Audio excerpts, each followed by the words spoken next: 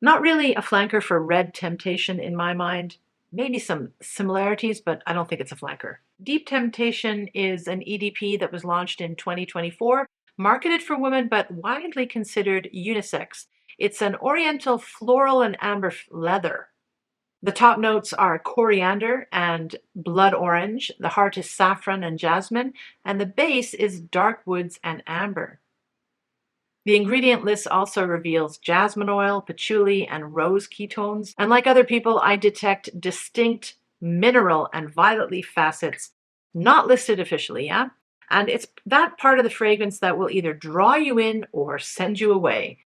This is a solid performer on my skin, I feel. The blood orange and saffron open freshly and zestily before settling into a warm, ambery, leathery dry down for about 6 to 8 hours, which again is great.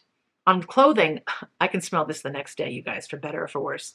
The sillage is moderate and the production is restrained but persistent. As a gender neutral, fresher, greener evolution of Red Temptation, if you want to call it that, this works for autumn and winter, and it can work as an evening or occasion scent as well. I don't think it's good for hot weather or offices, though.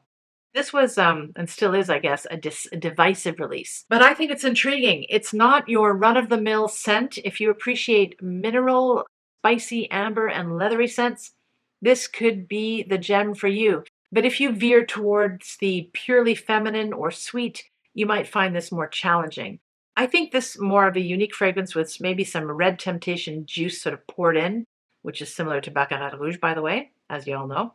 But this has gone in a deeper and very cold direction. If you're sensitive to synthetic woody notes or mineral accords, because I can really smell the mineral in here, this won't be up your alley. It's not really my thing, if I'm honest, but I have to give hats off to Zara for the scent because it's not mainstream. I applaud the originality, and I do wear this.